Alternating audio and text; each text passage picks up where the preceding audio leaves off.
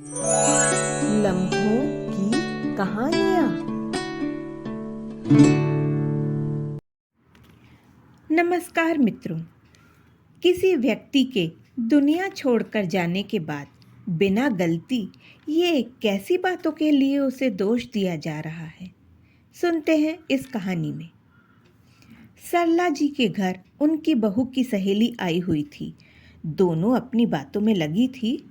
तभी सरला जी को देखकर बहू की सहेली ने नमस्ते किया। सरला जी ने उसे देखकर कहा, तुम क्षमा की बहू हो ना? वह बोली, जी हाँ। तब सरला जी बोली, तुम्हारी सास मेरी बहुत अच्छी सहेली थी। मन मिलते थे हम दोनों के। पारिवारिक जिम्मेदारियों के कारण वो तो कम ही निकलती थी घर से। कई बार मैं ही जबरदस्ती उसे घर ले आती थी। फिर हम दोनों ढेर सारी बातें किया करते थे। उसके जाने के बाद तो तुम्हारे घर आना जाना बंद सा हो गया। अच्छा है तुम और बहू में दोस्ती है। अब तुम दोनों के भी हालचाल मिलते रहेंगे। बहू की सहेली मुस्कुरा दी। फिर सरला जी अपने गार्डन की देखभाल करने बाहर चली गई। चाय नाश्ते के बाद बहू और उसकी सहेली बाहर आकर बातें करने लगी। बहू ने कहा, होली का क्या प्रोग्राम है? इस बार कोई अच्छा सा प्लान बनाते हैं होली के लिए। हम लोग तो कई सालों से मुंबई में थे, इसलिए यहाँ का कुछ मुझे पता नहीं है। बहू की सहेली बोली, अरे हम कहाँ होली खेलेंगे, हमारे घर तो होली खेली ही नहीं जाती। सरला जी जो अपने बगीचे में गमलों में गुड़ाई कर रही थी, उनका ध्यान न चाहते हुए भी दोनों की बातों की तरफ चला गया। बहू की सहेली बोली, मेरी सासू माँ होली के दिन ही गुजर गई थी, तब से हमारे घर होली नहीं मनाते। सरला जी की बहू बोली, ओह सॉरी, मुझे नहीं पता था। पर बच्चों को तो होली खेलने भेज ही सकती हो ना? वह बोली, नहीं, कहाँ भेजूं बच्चों को? उस दिन तो हमारे घर श्राद्ध रहता है, सब उसी में व्यस्त रहते हैं। जाने से पहले तो साल भर बीमार रही मेरी सास। सब घर वाले परेशान भी हुए।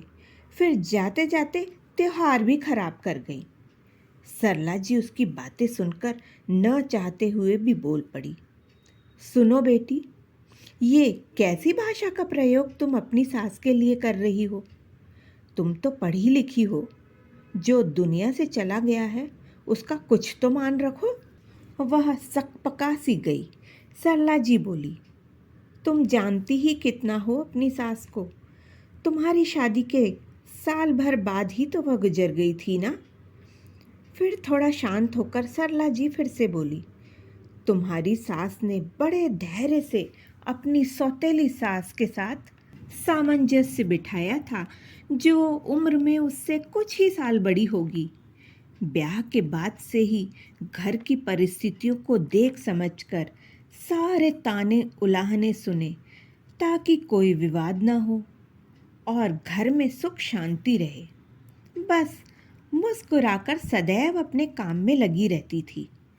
अपने पति तक को कानों कान खबर नहीं होने देती थी।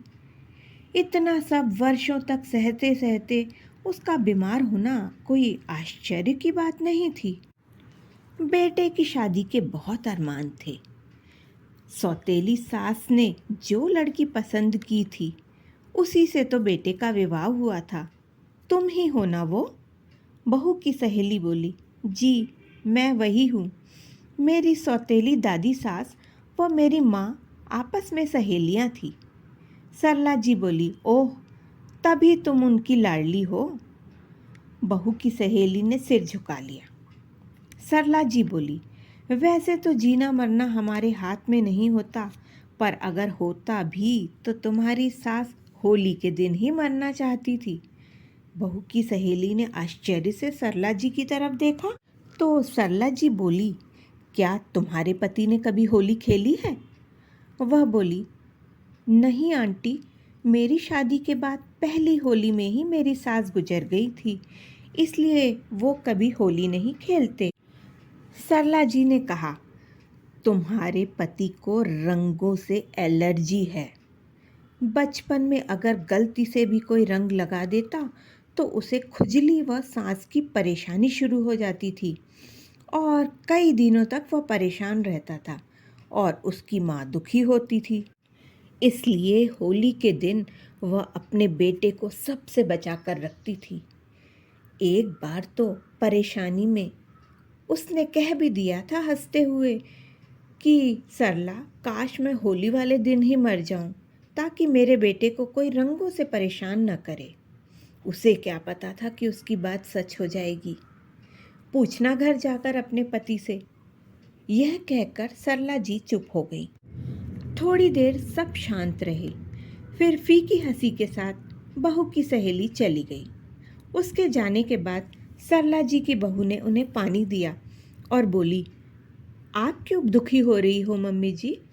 सरला जी बोली, बहुत शांत व सरल महिला थी इसकी सास। उसके बारे में गलत सुनकर मैं चुप न रह सकी। बहू, मुझे ऐसा नहीं कहना चाहिए था तुम्हारी सहेली को। बहू बोली, मम्मी जी, ये मेरी नई सहेली है, मैं भी इसके बारे में ज़्यादा नहीं जानती। हफ्ते भर बाद ही होली थी। होली के दिन सुबह से ही सरला जी का मन बहुत व्यथित था। वह सोच रही थी, आज फिर मेरी निरपराध सहेली को कोसा जाएगा कि त्योहार के ही दिन गुजर गई थी। ये कैसा नियम है समाज का कि दुनिया से जाने के बाद कई सालों तक उसे केवल इसलिए दोष दिया जा रहा है कि वो त्योहार के दिन चली गई।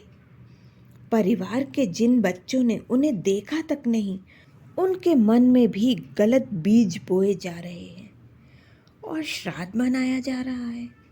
मन में श्रद्धा नहीं तो कैसा श्राद्ध? सरला जी की आंखें भर आई। शाम को भी सरला जी थोड़ी उदास थी। तभी बहू ने आकर कहा, मम्मी जी, मेरी सहेली का फ़ोन है, वह आपसे बात करना चाहती है। सरला जी ने मोबाइल फ़ोन लिया तो बहू की सहेली बोली, आंटी जी, मुझे माफ़ कर दीजिए, मैं अनजाने में ही सुनी सुनाई बातों पर विश्वास करके गलती कर रही थी। मैं दादी सास की सही गलत बातों से प्रभावित होकर उन्हें ही सही समझ रही थी और अपनी सास के बारे में गलत धारणा बना बैठी थी और पति की बातों को भी अनसुना कर देती थी। घर में शांति रहे इसलिए पति ने भी अपनी माँ के बारे में ज़्यादा बात करना बंद कर दिया था। उस दिन आपके बताने के बाद कई और भी बातें मेरे पति से अपनी सास के बारे में मैंने जानी और अपने बच्चों को भी उनके बारे में बताया ताकि वे भी अपनी दादी पर गर्व कर सकें। मैंने अपनी दादी सास को भी समझाया तो उन्हें भी अपनी भूल का एहसास हुआ। वह बोल रही थी कि बहू, बुढ़ापे में ही सही तूने मुझे मेरी भूल का एहसास करवाया, वह मुझे सही रास्ता दिखाया।